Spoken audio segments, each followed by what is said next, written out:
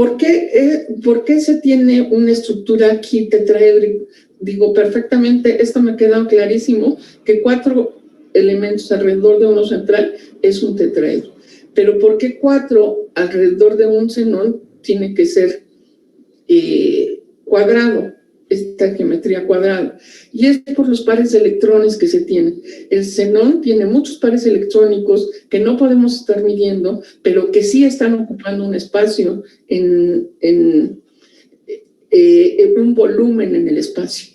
Entonces, las repulsiones de esos pares estarían uno hacia atrás, hacia adelante, y otro hacia atrás, y harían que todo estuviera lo más lejano posible, contando también los pares de electrones, ¿sí? Entonces, estaríamos pensando en las repulsiones entre esos pares de electrones, estaríamos pensando en los pares libres y par enlazante, y entre los pares enlazantes. Entonces, queremos que todo esté lo más alejado posible. Y ¿cómo es que aumenta la repulsión? Pues aumenta la repulsión de abajo hacia arriba. Entre par enlazante y par enlazante tenemos menos repulsiones que entre el par libre, par enlazante, y en donde hay muchas repulsiones es par libre. Entonces, la presencia de sus pares libres y el tamaño de los iones también vienen a ser importantes. Por ejemplo, en el agua tenemos 2 átomos de hidrógeno enlazado con un oxígeno, y aquí tenemos, en lugar de hidrógenos, flúors. En uno de ellos tenemos un ángulo 104 grados y en el otro de 103 grados. El ángulo se cierra por la presencia de los pares de iones que se tiene por aquí de los oxígenos. Tratan de estar lo más alejado posible también de esta nube electrónica de los flúors, y se cierra el ángulo. Lo que están haciendo es cerrar el ángulo.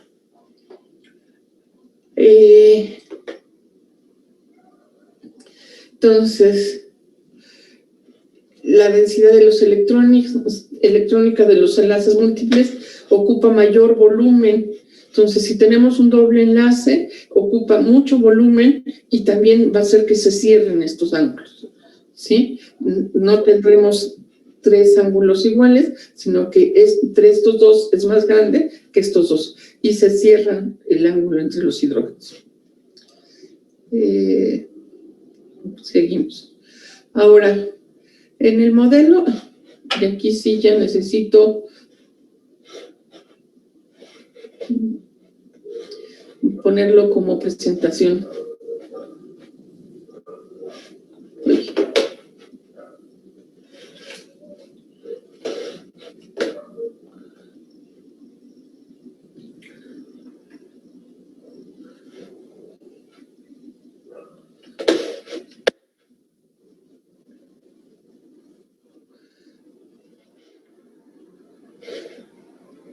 Perdón, pero es que todavía...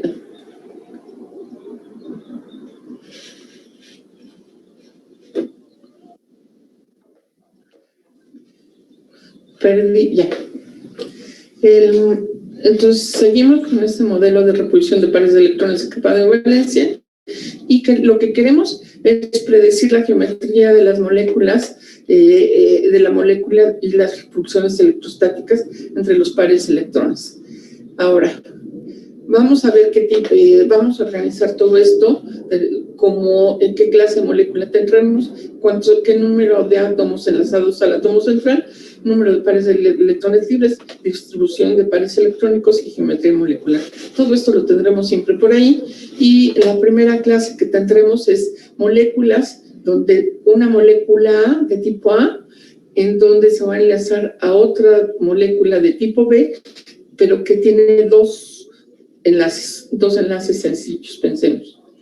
Y entonces habrá 2 enlaces, uno entre A, B y otro AB.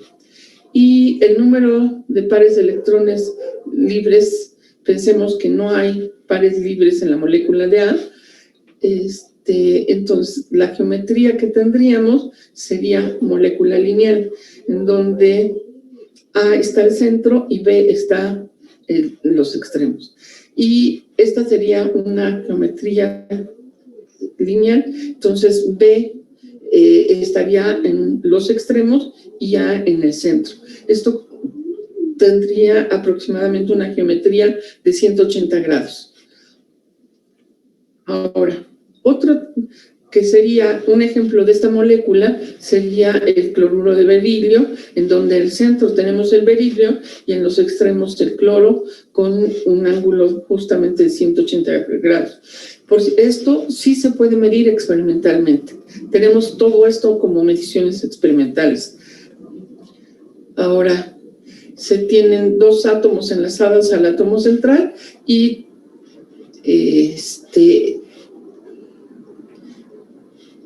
la molécula central no tiene pares libres. Entonces, esta sería la molécula de AB2. Otro tipo de molécula sería la AB3. En esta molécula se tendrían tres enlaces, uno desde A hasta B, 3 veces, y pensemos que no hay pares libres en este átomo. La geometría que se puede tener para que todo esté lo más alejado posible aquí es un triángulo. Es un triángulo plano exactamente, en donde los ángulos entre ellos son de 120 grados. Y decimos que una molécula como esta se llama trigonal plana, ¿sí? Ejemplos de esta molécula trigonal plana es la molécula de fluoruro de boro, por ejemplo, en donde tenemos al centro el boro y con un ángulo de 120 grados cada uno de los flujos. Normalmente en clase, cuando estamos en el salón de clase, una de las tareas que se les deja para que quede totalmente claro esto es que ustedes construyan estas geometrías. Suele ser muy didáctico que ustedes construyan estas geometrías y vean, normalmente se hacen con esferitas de doble espuma o de poliuretano y con palitos de madera, una cosa así. Así como los niños de kinder. Son tan útiles estas cosas como no se pueden dar idea. Si pueden, háganlos. Construir todas estas geometrías en 3 dimensiones suele ser importante. Nos salimos de los planos. Cuando aquí leo plano, digo, oye, esto... Sí, cuando se hacen esos esquemas, estas representaciones geométricas en 3 dimensiones, nos salimos de la planaridad y suele ser de gran utilidad. Ahora, otra molécula es la que tiene 4 átomos enlazados al átomo central, en donde tenemos 4 átomos enlazados y 4 enlaces, 0 pares de electrones.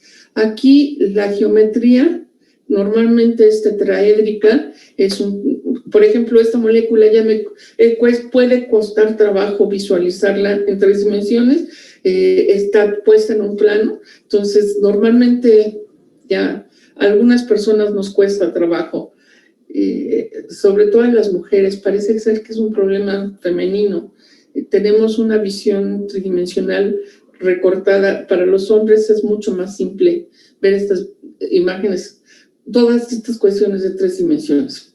Y bueno, pero hay formas de superarlo, hay muchas formas muy claritas, no es ningún pretexto. Entonces, la geometría tetraédrica corresponde a tener 4 átomos enlazados y lo más alejados posible. Entonces, esta sería una estructura. El ejemplo claro, más típico de todo esto, es el metano. En el metano tenemos 4 hidrógenos alrededor de un átomo central, que es el carbono, y cada uno de estos enlaces tiene un ángulo de 109.5 grados. Todos. Ahora, otro tipo de molécula es la de que tiene 5 enlaces alrededor de un átomo central y tenemos 0 pares de electrones libres, y entonces a esta geometría le podríamos llamar bipirámide trigonal. Aquí tenemos dos clases de ángulos.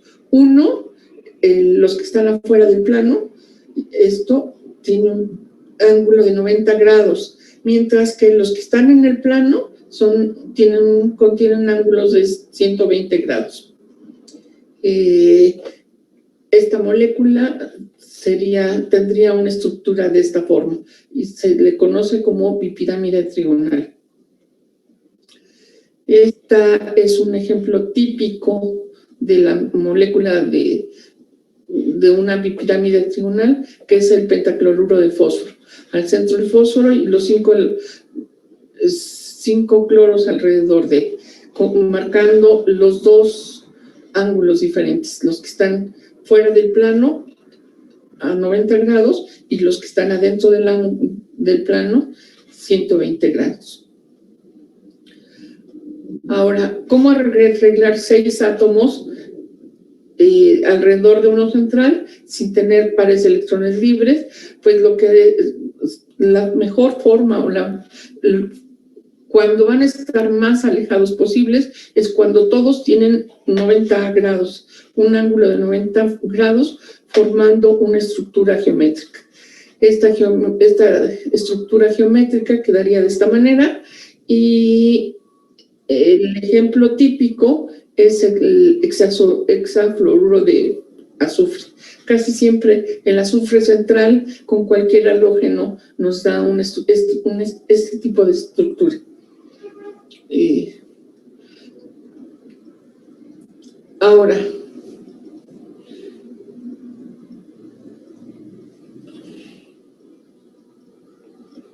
¿por qué tengo?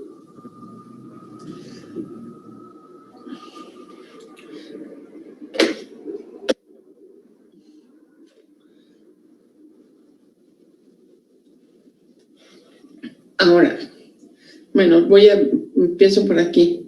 Estoy dibujando en un solo plano, en el plano del papel. Así tengo el plano de papel en donde tengo el metano y estoy representando aquí con líneas rectas. Todos los enlaces son iguales, pero esta línea recta es lo que está sobre el plano. Estas líneas punteadas quiere decir que está atrás del plano. Y esta línea como de forma triangular quiere decir que está afuera del plano, que está saliendo de la pantalla. Entonces, esto me está tratando de representar las 3 dimensiones. Y lo que veo aquí es que si el átomo central es el carbono, tengo un ángulo de 109.5 grados. Ahora, si lo que tengo no es esta molécula de metano, sino que tengo ahora un nitrógeno enlazado con 3 hidrógenos y ese nitrógeno tiene un par de electrones libres, entonces este par de electrones libres va a ocupar una de las posiciones, ¿sí? Pero a diferencia del metano, esto tiene fuerte interacción con los otros 3. Entonces, dado que el par de electrones va a ocupar mucho espacio, va a tender a reducir el espacio entre los hidrógenos. Y así el ángulo que hay entre ellos se va a ver reducido de 109.5 a 107.3. Igual que para la molécula de agua, en la molécula de agua tengo 2 pares de electrones libres y entonces este par de electrones se va a repeler fuertemente con este otro y todavía van a cerrar más el ángulo entre las moléculas. Entonces, aquí tenemos 2 pares de electrones y 2 pares de enlazantes. Entonces, tenemos 2 enlaces y 2 pares de electrones libres. Estos pares de electrones libres, como se representan aquí, se están repeliendo, son muy grandes y se repelen entre sí, haciendo que este ángulo se cierre. En este caso, solo tenemos un par de electrones y está cerrando también el ángulo de esta molécula. Insisto, esto no se ve experimentalmente, este par de electrones no lo podemos ver experimentalmente, pero sí podemos medir esto. Esto sí lo podemos medir. igual que la posición de los hidrógenos en el agua, sí se puede medir.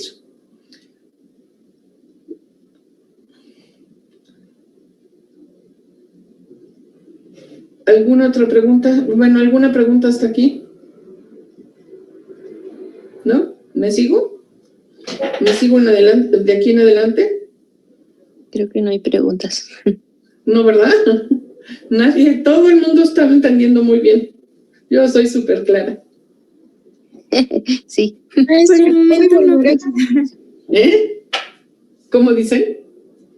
Yo sí tengo duda. ¿Puedo volver a repetir la parte de la repulsión entre los pares libres? A ver, no te entendí porque se está cortando la llamada.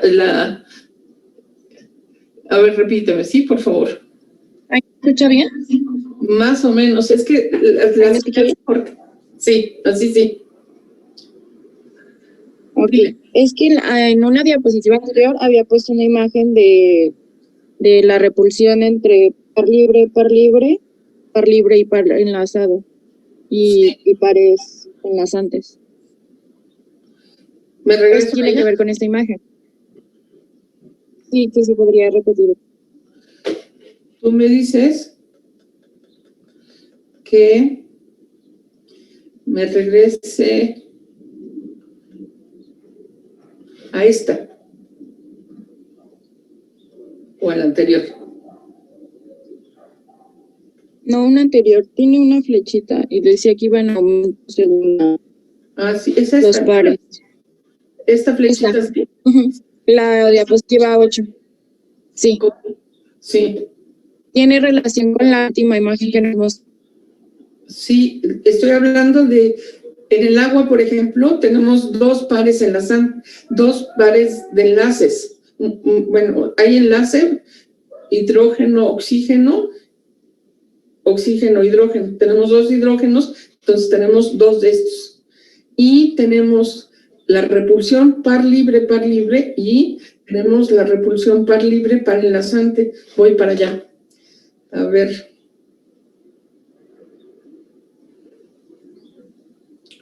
Estaba... Uy, ya me pasé. Aquí. Entonces, me fijo en el agua, estábamos, ¿no? Dije, voy a fijarme en el agua. En el agua tengo un par enlazante, oxígeno-hidrógeno, otro par enlaxante, oxígeno-hidrógeno, y un par enlazante y no enlazante. Aquí tenemos un par enlazante y no enlazante. Y aquí tenemos un enlace y par no enlazante, ¿sí? Entonces tenemos aquí todo el tipo de interacciones que teníamos en la figura 8. Déjame, la traigo para acá, para que la podamos ver más claro.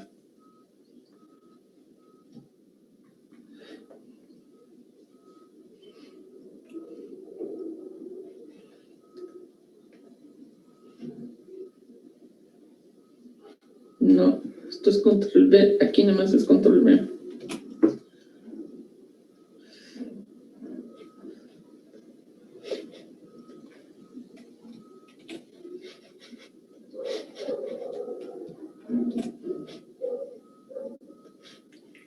Entonces, ¿qué estoy contando aquí? Un par enlazante sería este y este. Par libre, par enlazante sería este con este. Aquí tendríamos par libre, par enlazante. Y otro tipo de interacción sería par libre. Entonces, este y este. Y según esta diapositiva, dice que se incrementa las repulsiones así. Entonces, en este caso, ¿cómo serían las repulsiones? Entre este y este sí hay repulsiones, pero son menores. Tratan de estar lo más lejanos posibles. Pero entre este y este gana, si me fijo nada más, entre los dos hidrógenos y el par y el hidrógeno, está ganando el par con el hidrógeno. Entonces aquí hay mucha repulsión. pero donde hay muchísima es entre este par y este otro par, como dice aquí, este par con este par hay muchísima repulsión. Bueno, creo que debería de haberme llevado también la flechita.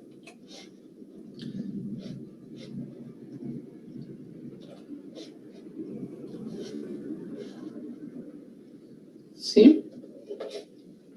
Entonces, en esa flechita, tendríamos que el que tiene mayor repulsión sería esto, y estos son los que están haciendo que se cierre más este ángulo. Aquí no hay tanta repulsión de entre pares, par libre, y entonces no se cerró tanto. Aunque sí haya repulsión entre este con este y este con este. Este va a obligar a que se cierre más el ángulo entre el nitrógeno y cada uno de los hidrógenos. Sí está obligado, pero no mucho con respecto a este. ¿Sí? ¿Sí quedó, Verónica? Sí, maestra, gracias. Bueno, pues seguimos.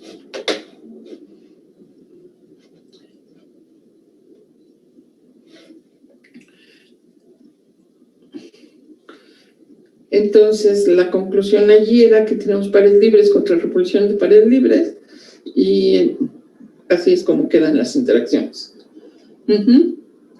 Ahora, ¿cómo son las geometrías cuando sí tenemos pares libres? Entonces, por ejemplo, ya habíamos visto la molécula AB3, en donde no se tenía ningún par libre y era trigonal plana.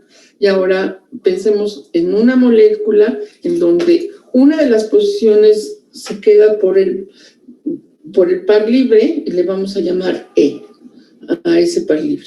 Entonces también tendremos dos enlaces centrales y un par de electrones.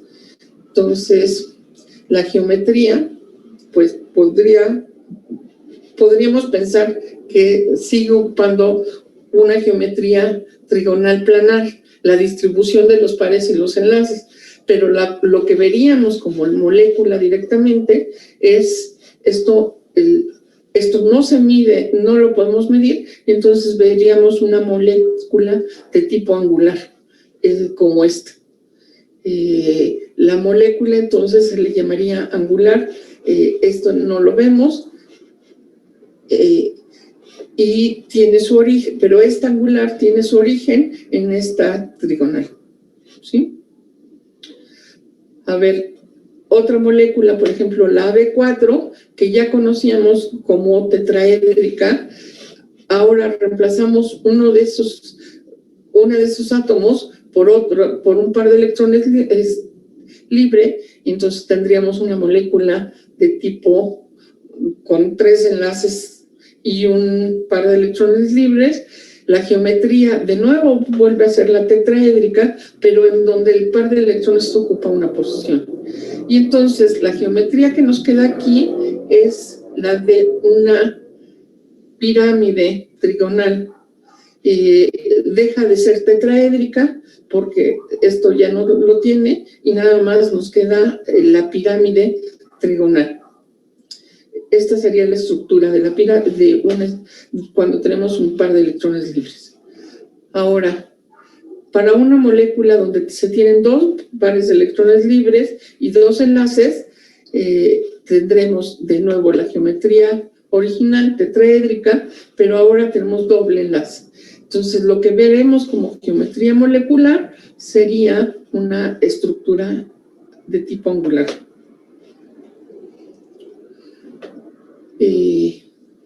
Cuando se tiene 5 posiciones ocupadas, en realidad 4 átomos y un par de electrones libres, teníamos una pirámide trigonal, pues volveremos a tener esa pirámide trigonal, pero si tenemos un par de electrones, recortamos la estructura y entonces nos quedaría un tetraedro distorsionado.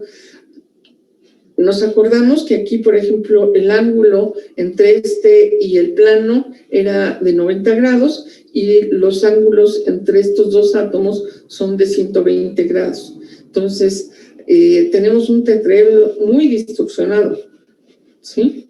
Con ángulos diferentes. Ahora, cuando tenemos dos pares de electrones libres y tres átomos enlazados, tendríamos una geometría bipirámide trigonal otra vez, pero ahora tenemos dos pares de electrones libres y lo que tendríamos es una molécula de tipo, una forma de T, con una forma tipo T.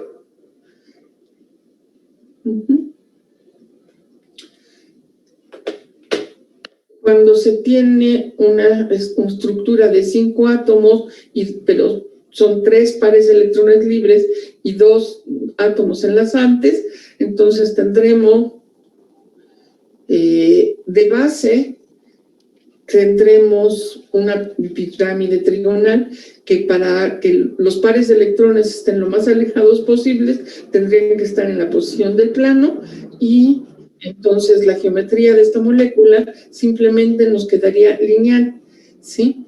Los planes en el plano se encontrarían los pares de electrones libres. ¿Hasta aquí dudas? ¿No? Estoy yendo un poquito rápido, pero necesito que me retroalimenten. Si no me preguntan, yo me sigo. Maestra, ¿me escucha? Sí, sí te escucho muy bien. Yo no entendí bien lo de la forma T. ¿T? Ajá.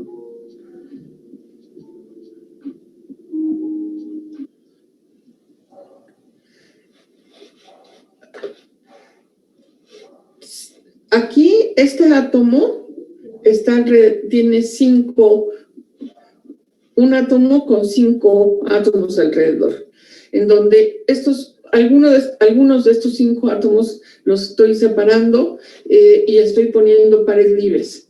Y estoy diciendo, bueno, voy a tener 2 pares de electrones libres y 3 átomos, pensando que de nuevo sería como una estructura de tipo AB5, ¿sí? En una estructura de este tipo, normalmente tendríamos una molécula que sería una bipirámide triangular. Es decir, si ustedes se fijan, voy a describir la geometría nada más. Si me fijo en la parte de arriba, ya en el centro tengo, pero quisiera primero esta, ¿no? Me voy ahí, aquí, no, la otra. No, ya me pasé. Aquí ya no la tenía. Bueno.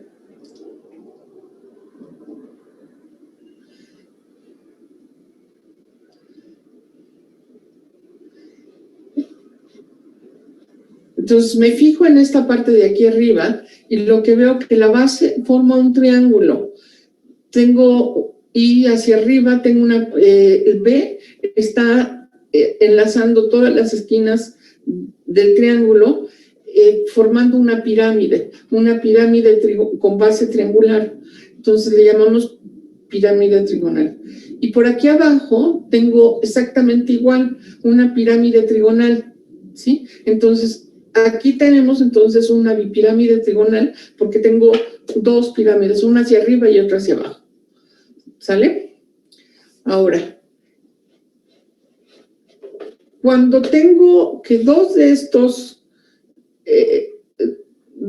en esta bipirámide triangular, tengo 2 pares de electrones, estos estarán tratando de alejarse lo más posible. Entonces van a ocupar posiciones en donde se tenga un ángulo entre ellos muy alto. Entonces el más alto posible, que es el de 120 grados. Entonces aquí tendríamos esta forma, estarían ocupando esta posición. Entonces rompí la estructura porque, bueno, ya no tengo esta geometría desaparece como tal y solo me queda lo que tenga nombre BA. Lo que sí voy a poder ver es lo que tenga aquí. Y todo esto entonces va a estar como aquí un flúor, aquí un cloro, aquí otro flúor y otro flúor. Entonces, la forma que estoy viendo es este pedazo, este y este, ¿sí? Entonces me queda este así y este. Lo que era la altura de una pirámide, la altura de la otra pirámide y una de las ramas hacia uno de los extremos de la pirámide. Cuando dibujo eso, me queda que estos no los voy a observar experimentalmente. Sí están ahí y están lo más alejados posible, pero lo que voy a ver experimentalmente nada más son estos tres enlazados al cloro. Y se encuentra lo más alejado posible. Con respecto a está en un ángulo de 180 grados. Entonces, el ángulo entre estos dos es de 180 grados, pero el ángulo entre este y este es de 90 grados, o entre este y este es de 90 grados. Entonces, en una T, el ángulo por aquí arriba sería de 90 grados, por aquí también tenemos ángulo de 90 grados. Pero si estoy enlazando esto, tengo un ángulo de diferente. Ya dejémoslo en diferente. ¿Sí? ¿Ahora sí quedó claro? Sí, quedó claro, gracias. ¿Sí? Sí. Ok. Entonces, continuamos. ¿En dónde estábamos? Entonces, ahora tenemos 3 pares libres y 2 átomos. Entonces, 2 átomos, 3 pares. Originalmente se tenía una estructura bipirámide trigonal. Y pues aquí, ¿qué geometría tiene esto? ¿Alguien me puede decir? Diego, ya te toca. No se ve lo que tiene puntita. Lineal. Lineal, sí. Es una molécula lineal. Es una molécula lineal. Bueno, ahora sigamos con moléculas que tienen 6 átomos alrededor de uno central que forman una estructura octaédrica. Y vamos a ir reemplazando algunos de sus átomos por pares de electrones libres. Entonces, aquí he reemplazado 1, me quedan 5 átomos unidos al átomo central y un par de electrones libres. Entonces, originalmente se tiene esta estructura octaédrica que también son 2 pirámides enlazadas, una pirámide, pero ahora de base cuadrada. Aquí tenemos una pirámide con una base cuadrada, estos 4 Bs, y por aquí arriba tenemos esta B. Por aquí abajo tenemos otra pirámide, igualita, también de base cuadrada, y como me están diciendo que los 3 electrones hay 1, pues ya está dibujado aquí. Se trata de que esté lo más alejado posible, y entonces, ¿cómo se llamaría esta estructura?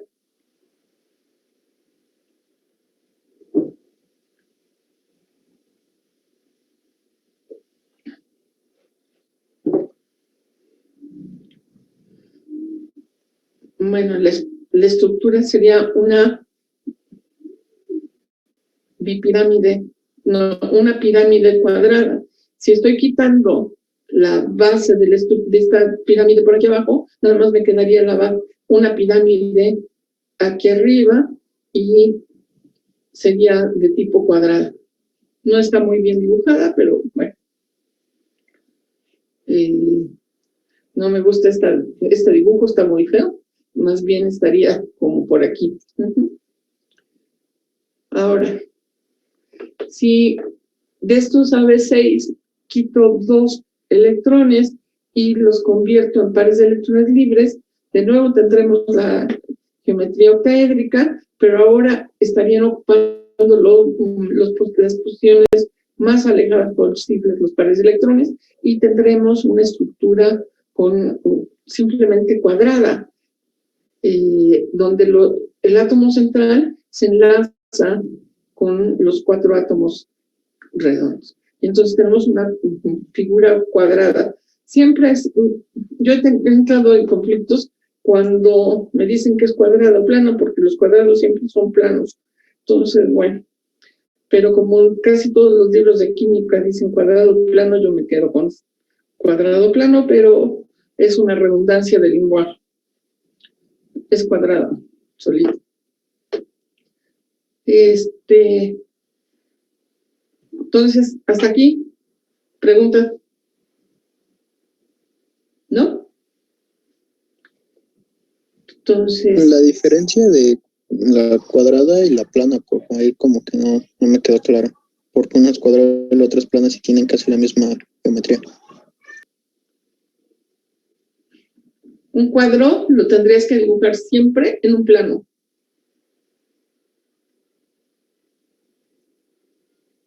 ¿No? Sí. No puede haber cuadrados que no sean planos. Son lo mismo. Entonces esas dos últimas son iguales, nada más a diferencia de los pares de electrones libres. Sí.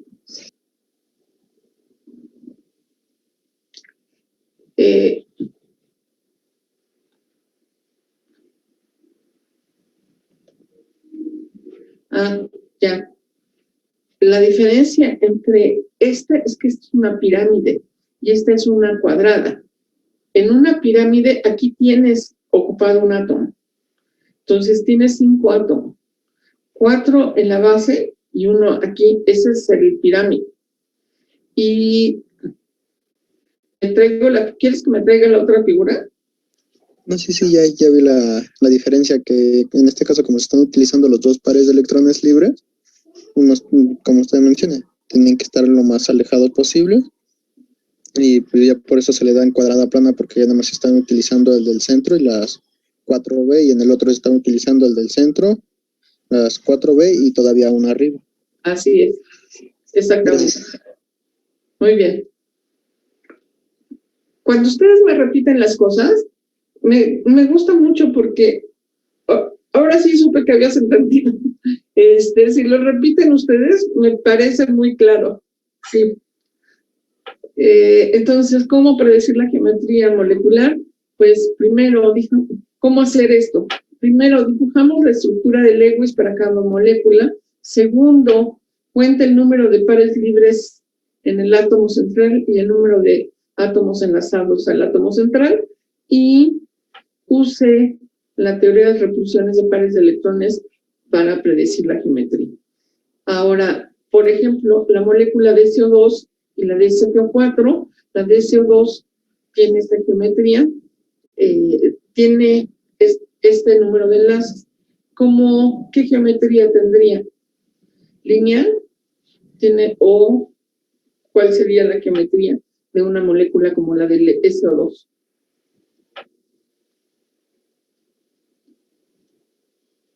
¿Alguien me puede decir?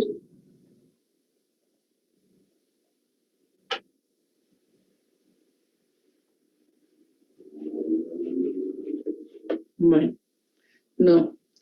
Esto tendríamos, me fijo en el átomo central, el átomo central es A, B2 quiere decir que tengo 2 átomos enlazados y hay un par de electrones por aquí. Entonces, este tipo de molécula es de tipo angular, como acabamos de ver. Para la molécula de SFO4, me fijo de nuevo en el átomo central. El átomo central es el azufre. Hay 4 átomos de flúor alrededor de él y hay un par de electrones libres del azufre. Entonces tengo que contar como AP4 con un par de electrones enlazantes, es de 5. Esto tendría que ser un tetraedro distorsionado. ¿Sí? ¿Quedó claro? En el angular nada más quedó igual un par, ¿no? Sí, En el de SO2. en el SO2 hay un solo par, sí. Y como vimos en las otras imágenes, esto, como vimos aquí, ¿cuál era? No, ni siquiera estamos aquí, estamos no, muy lejos. AB2 y un par, ¿no? Estábamos aquí. Teníamos AB2E, teníamos dos átomos, un par, y es una molécula de tipo angular. Y para el otro caso, el SF4 con un par de electrones, tendríamos una molécula como esta, AB4E, y hay un par de electrones, y sería originalmente pirámide trigonal, pero como esta no cuenta, entonces es un tetraedro distorsionado. ¿Sí? Ok.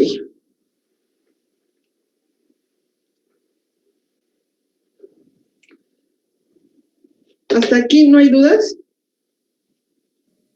Yo sí, profe. Sí. ¿Puede regresar a la diapositiva anterior? ¿A esta? Ajá, en esa. Entonces, bueno, es que me perdí un poquito. El AB son dos moléculas iguales, bueno, del mismo elemento. O baja. O es que ya me perdí, sí me perdí un poco. Bueno, es que yo lo estoy viendo ahí, como es angular, el AB serían los dos oxígenos. Bueno, son dos moléculas de oxígeno y los dos pares de electrones son los que yo libres, ¿no? entendí, A es el azufre, ¿no? A es el átomo de azufre. Y ya B son los dos oxígenos, por eso es B2. Y es igual que en el AB4. A pues es azufre y B viene siendo el flúor, que son 4 flúoros. Y E pues ya viene siendo es igual a los pares de electrones libres. Oh, ya lo entendí. Ya, ¿Sí? era lo que, sí, ya, es que sí me había perdido, como que me perdí un poquito en eso, pero ya me lo explicó bien. Gracias. Lo podemos dejar ahí escrito, ¿no? Para que no nos sigamos equivocando. A es el azufre, B es el oxígeno y E es el par de electrones en este ejemplo. Y en el otro,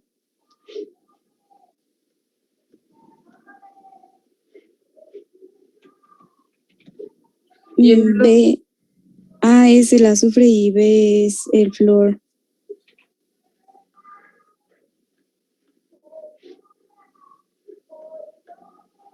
A es el azufre, B es el flúor.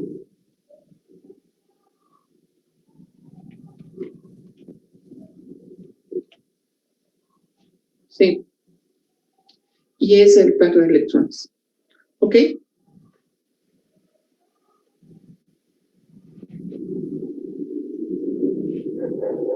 Ahora sí ya nos quedó más claro, ¿no? ¿Alguna otra pregunta?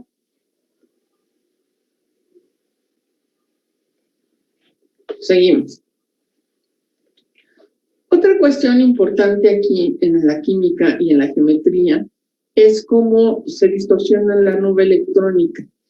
Hemos dicho que la electronegatividad genera una región pobre en electrones y otra región rica en electrones. Esto genera unas cargas parciales. Dijimos que hay carga parcial positiva y hay una carga parcial negativa.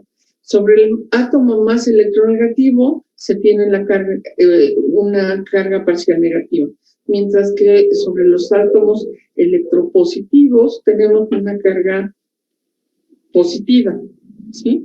Cuando tenemos estas regiones de mayor polaridad en unas que otras, normalmente hablamos de que se genera un momento dipolo.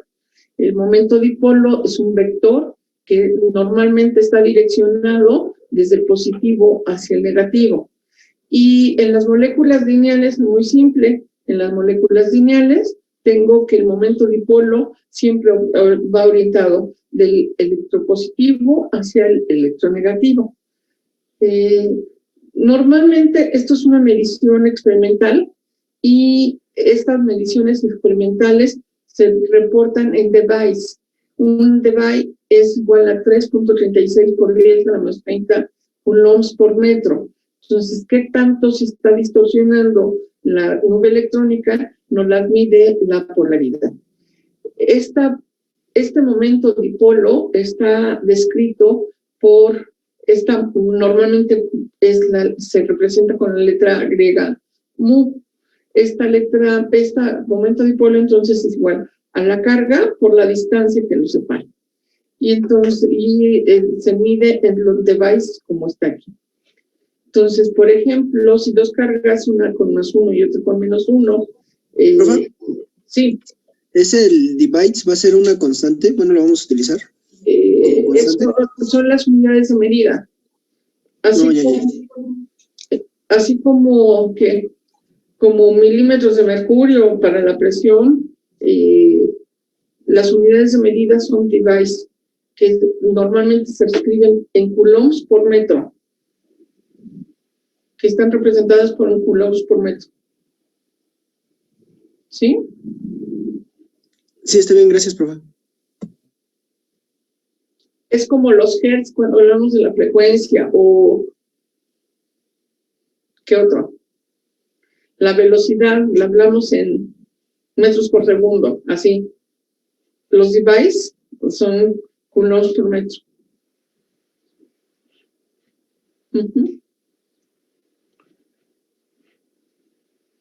Entonces, el momento dipolar producido por dos cargas +1 y -1 en unidades de carga electrónica, separados por un Armstrong, son 4.79 devices. ¿Sí?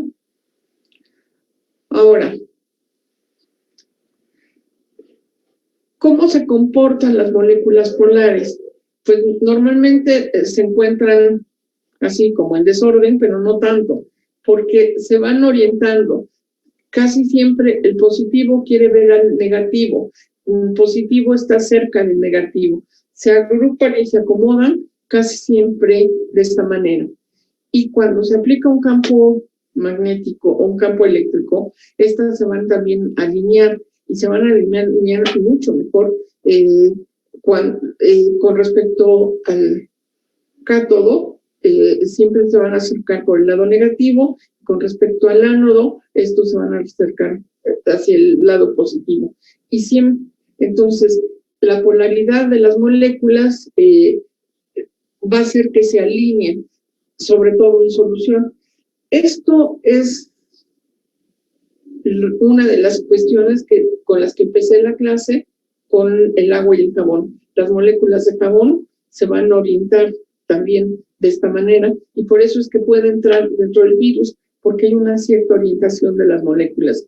El lado covalente queda de un lado y el lado iónico por el otro, entonces se van orientando y van penetrando la pared celular. Ahora, cuando tenemos geometrías, yo dije, ay, qué fácil, ¿no? Ay, bien bonito. Es más, me voy a llevar esta con esta, quiero.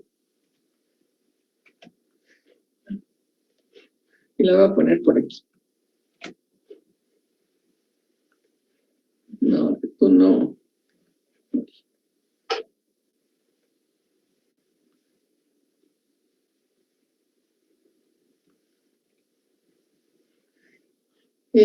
Cuando tenemos una molécula lineal, pues bien bonito, bien fácil el momento dipolo, es esta flechita. Pero cuando tenemos una molécula en 3 dimensiones, estos son vectores. Entonces, se tiene que trabajar como vectores. Y en 3 dimensiones, este es un vector que va en esta dirección, esta en otra y esta en otro. Si yo pongo los ejes X, Y, Z, si este es el eje Z, habría una resultante justo en la dirección Z, porque en la dirección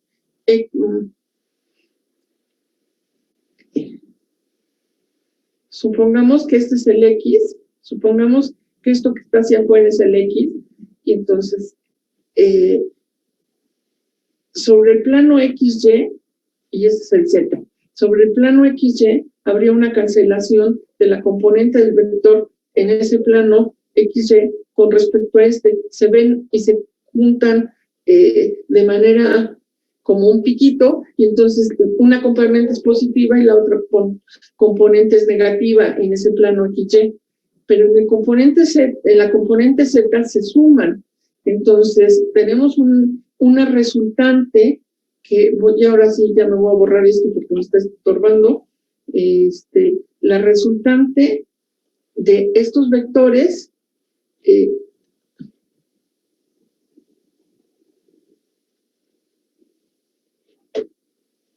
la resultante suma y me da una resultante justo en la dirección Z, en esta dirección, ¿sí?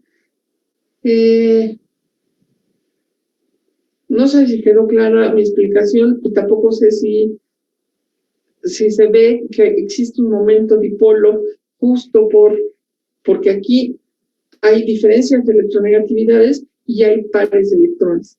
Entonces, normalmente el momento dipolar de la molécula de agua, podemos pensar que el momento dipolar de esta molécula de agua, por ejemplo, la componente que se proyecta de este vector hacia acá y este vector hacia acá se cancelan, ¿sí? Uno es positivo y el otro es negativo, entonces la componente en esta dirección se están cancelando y solo me queda la componente en la dirección, esta dirección.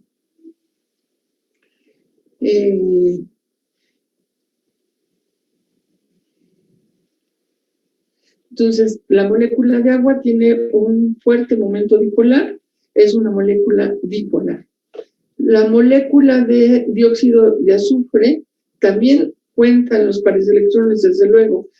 En esta dirección se disminuye por los oxígenos, pero por la contribución en Z también se tiene un vector y está dirigido en esta dirección. Entonces, la molécula de dióxido de azufre es una molécula, tiene un momento dipolar y por lo tanto esta será una molécula bipolar. Para el CO2. El CO2 es una molécula lineal en donde no tenemos pares de electrones y la componente del vectorial de este momento dipolar en esta dirección se cancela justo con la otra componente. O sea, no es una molécula bipolar. Tampoco tenemos un momento dipolar. Si tuviéramos una molécula cuadrada, tendríamos una cancelación de los momentos dipolo, de cada uno de los momentos dipolo. Este cancela con este y este cancela con este, entonces todos se cancelan y son moléculas no polares. De hecho, el metano y todas las moléculas orgánicas que se conocen, muchas de las moléculas orgánicas que nada más están compuestas de hidrógeno y carbono, no tienen momento dipolar.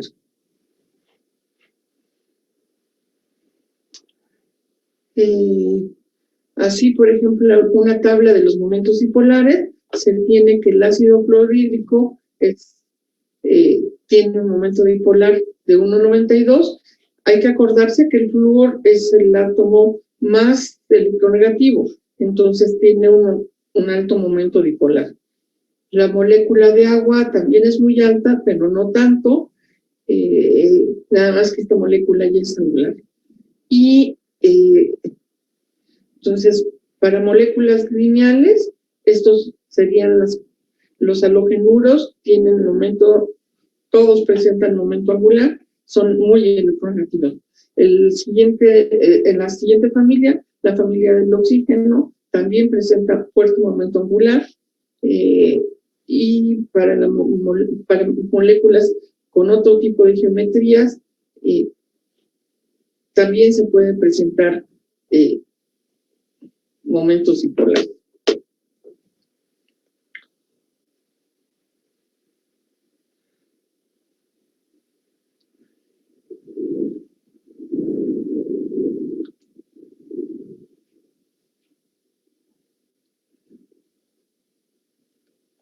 cómo se modifica, bueno, cómo es que funciona el campo eléctrico de los microondas. En los microondas cuando se tienen moléculas altamente polares, como las moléculas de agua, se tiene que esto puede estarse moviendo de acuerdo a la onda.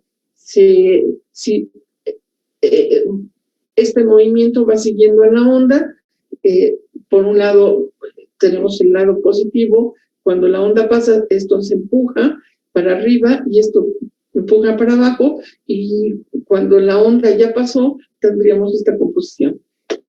Pero como esto es un movimiento continuo de la onda, entonces la molécula polar se está girando completamente, y este giro es lo que transmite el calor a los alimentos. Ahora,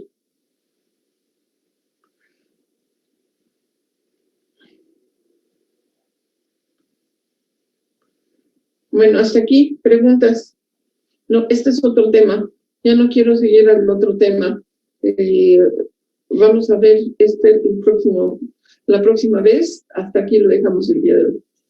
En la diapositiva 34, profe, Ajá. el HL, si mal no alcancé a ver, HL esa es lineal, ¿verdad? Aquí, Ajá. es HI, yoduro de hidrógeno. Yoduro de hidrógeno es lineal, sí. Tiene que ser lineal. Entonces, prácticamente todos los que sean angulares son los que van a tener más de 2 moléculas.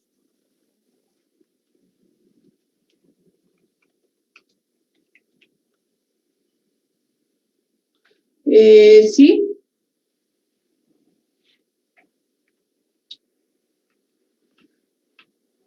Pero como este caso, como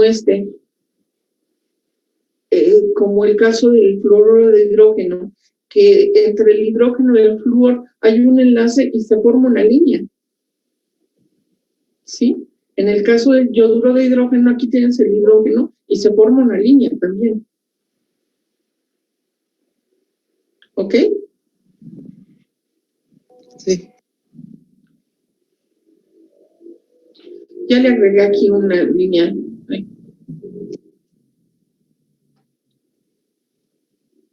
Ya, agregado. ¿Sí? Y sí son lineales.